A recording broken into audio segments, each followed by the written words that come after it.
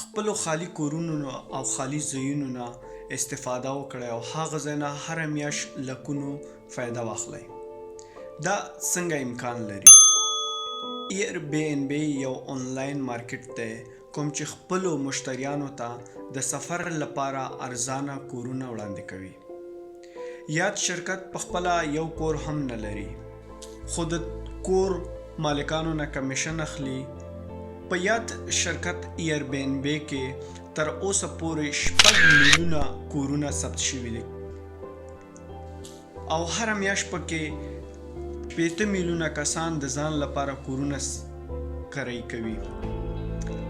یاد شرکت هر ورځ 2 میلیونه کورونه په ټوله دنیا کې خپل مشتریانو ته د کرایي لپاره وړاندې کوي او دا اپلیکیشن په ټوله دنیا کې استفاده کیږي د افغانستان نه نیولې تر د زیمبابوې پورې. ایر بی ان بی سره د ثبت کولو طریقه: که تاسې شخصي خالی کور لرئ اول خو هغه سم منظم جوړ کړئ.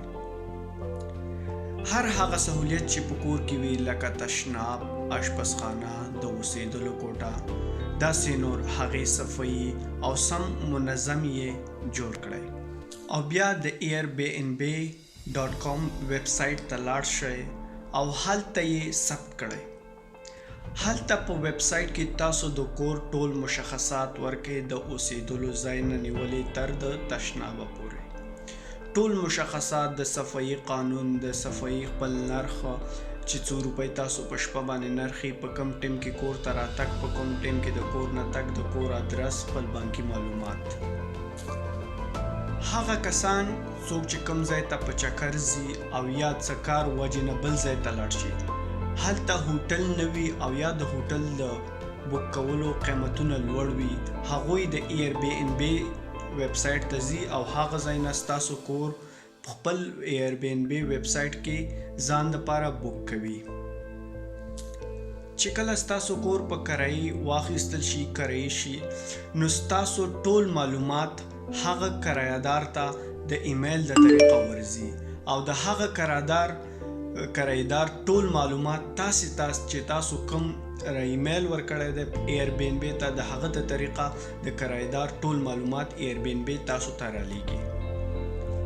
دې نه پس تاسو هر وخت کولی شئ چې خپلې پیسو چې کومې تاسو په کور ګټلي دي د ایر بی ان بی نه تقاضا وکړئ او هغوی ستاسو هغه اکاونټ ته په هغه 3 ورځو یا 4 ورځو کې رالیږي چې کوم وخت کې تاسو د خپل کور د ثبت وخت کې خپل بانکي معلومات ورکړی وو. د ایر بی ان بی تاریخي سفر: ایر بی ان بی د جوی ګیبا د لاسه په سن فرانسیسکو امریکا کې جوړ شو. جوی ګیبا ډیر یو غریب انسان و. هغه په سن فرانسیسکو امریکا کې ځان لپاره کور په کرایي ونیو او هغه د هغه کور کرایي نشوه ادا کولی، نو هغه خپل کور په انټرنیټ باندې کېښود او خپلو مشتریانو نه تقاضا وکړه چې څوک ما سره په کرایي اوسیږي نو د دې کور به ماته کرایي راکوي. په هغه کور کې په هغه ټیم کې د یو بالښت، یو توشک او یو بیډ اچولی و. دې وجې نه هغه په خپل محله کې، په خپل ځای کې، په خپل کلی کې یو څو مشتریان پیدا کړه، څو شپو دپاره چې یو وخت کې به ورسره یو اوسېده، په بل وخت کې به ورسره بل اوسېده. نو د هغې وجې نه هغه ته لږ څه استفاده او ګټه راغلله.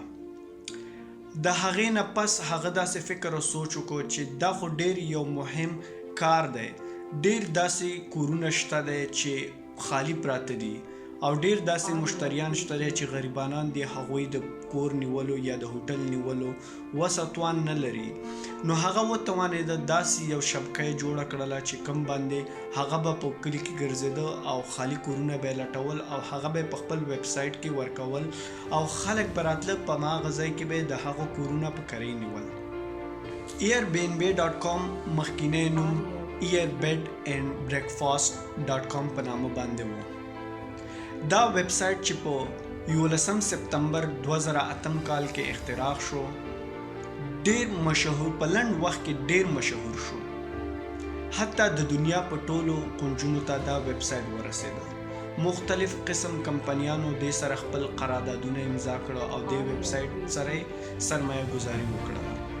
دا ویب سایټ اولین دفتر په لندن کې خلاص کړ او دې نه پس په آسیایي ملکونو سنگاپور، چاینا، اروپایي ملکونو فرانس، پیرس، برلین، کوپنهاګن دې ملکونو ښارونو کې دې خپل دفترونه خلاص کړل. د یاد شرکت د ایر بی ان بی رئیس جوی ګبا د دنیا شلم بیلیونر دی. ایر بی ان بی کې 2246 کسان په 2019 کال کې د نیویارک ټایم میګزین لخوا چې په اعلامیه خپره شوې وه کار پکې کوي. د ایر بی ان بی رئیس جوی ګبا سرمایه 3.7 بیلیونه ډالر ده. د ایر بی ان بی سالانه ګټه 93 میلیونه ډالر ده. یاد بی ان بی په ټولې دنیا کې 3 نمبر ډیر بهترین ویب سایټ ګڼل شوی دی د نیویارک ټایمز لخوا. د دې ویډیو مقصد دا دی چې داسې یو وړه آیډیا او داسې یو وړوکی انسان د دنیا دومره بهترین انسان وګرځاوه.